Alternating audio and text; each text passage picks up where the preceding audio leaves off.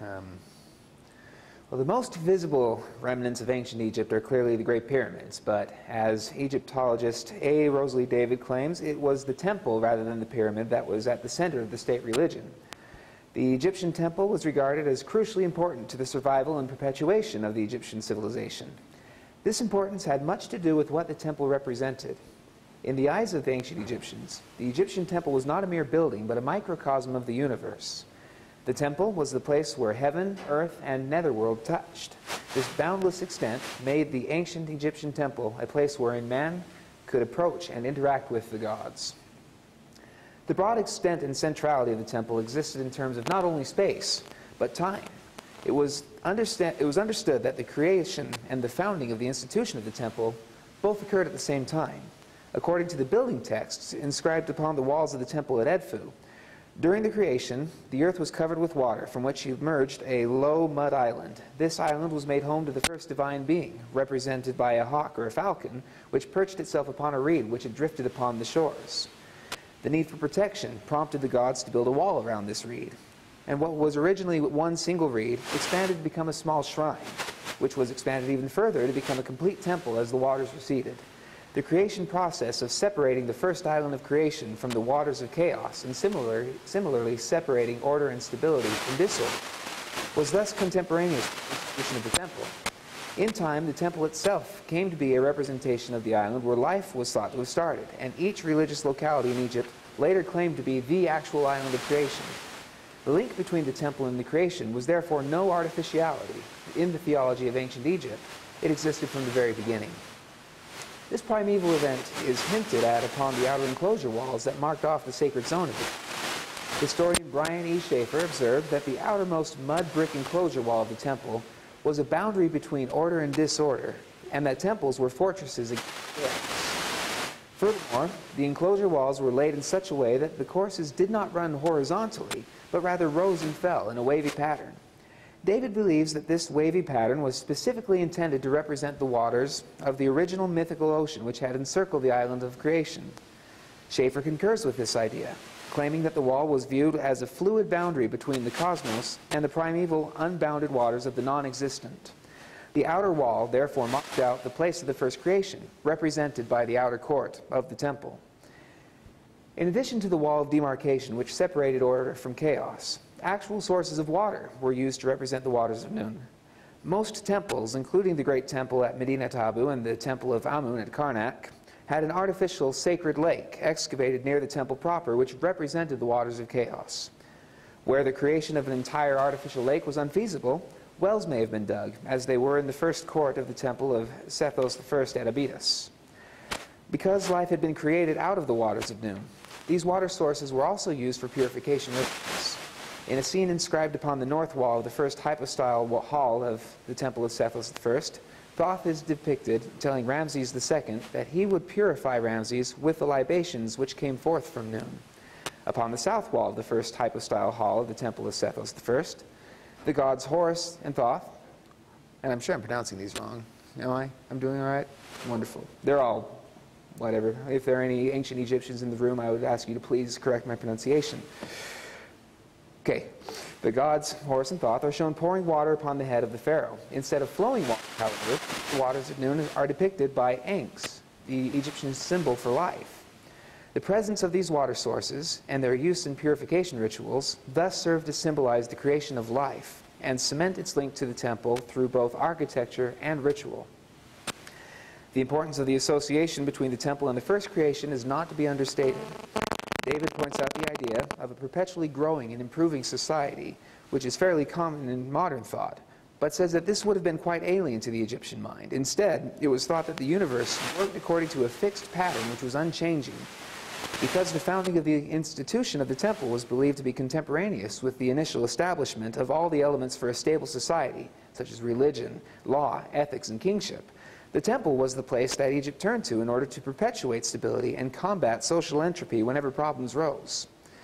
These links to the creation made the temple a representation of the ideal primordial state that ancient Egypt sought to recreate, which made the temple the center of ancient Egyptian society. Passing through the outer walls in the court, the king and certain priests could enter the first room of the temple proper, the hypostyle hall. This room is characterized by its numerous columns, as implied by its Greek name. One purpose for the high number of columns was to support the stone roof using technological prowess that antedated the arch. An extensive colonnade would have been necessary to support a stone roof, with each stone being laid on top of two separate columns, spanning the distance between the columns, and each column placed beneath the point where the two stones met at their ends, thereby supporting both of their weight such that removing a single column would cause both stones to collapse. The purpose of the numerous columns, however, was not solely to satisfy an architectural need. Schaeffer claims that the columns were many more than needed to bear the roof. The hypostyle hall at the Temple of Sethos I was a room crowded by columns, whereas the ceiling in the hall of Ta-Sokar, same temple, is comprised of longer stones, spanning a greater distance and allowing for more space between the columns. The day did not allow for a stone roof without columns, but the design of the hypostyle hall clearly called for more columns than would have been necessary. This apparent excessive use of columns had a symbolic purpose. The columns were not only intended to bear the weight of the roof, they were also representative of the marshland vegetation which sprang up around the primeval mound of creation, symbolized by the temple's inner shrine.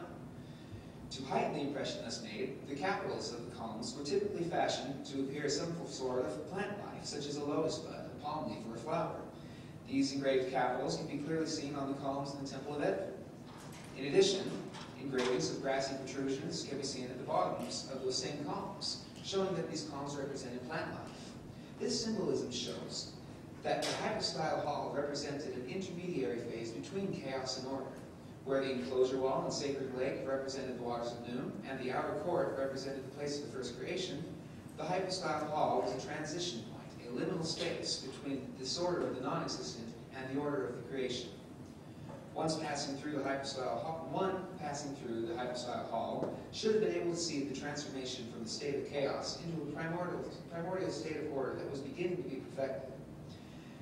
These uncompleted phases culminated in the heart of every Egyptian temple, the sanctuary of the god. This most holy place was considered the original island of the creation, the very location where land emerged from the waters of Noon, and the gods established their first dwelling place.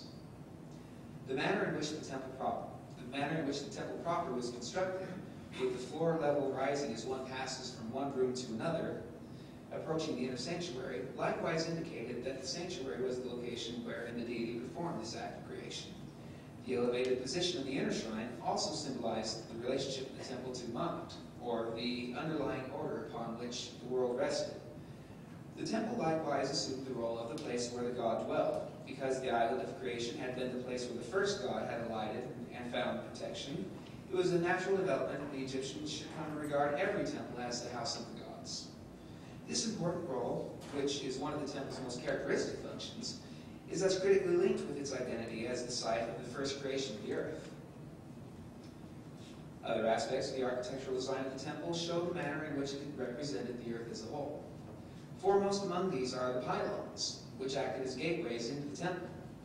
And let us here take a moment to observe that as attendees of the school with a very strong football program, we ought to find the concept that pylons mark the entry into a sacred area extraordinarily funny. I appreciate that. Wilkinson claims that these pylons are without a doubt the most distinctive architectural feature of the ancient Egyptian temple, and suggests that they are symbolic of mountains. While representing mountain peaks, they are also an example of the purpose of the temple as a link to the heavens and as a symbol of the ongoing function of the cosmos. Schaeffer states that the pylons specifically represented mountain peaks that flanked the eastern horizon at the mouth of the cavern from which the sun rose each day. Wilkinson also notes that the pylons were designed to mirror the form of the hieroglyph for Akhet, horizon, on which the sun rose each day. The pylons not only represented mountains of the eastern horizon, but called attention to the sun that would rise between the two massive structures that flanked the axial way, which itself represented the daily course of the sun.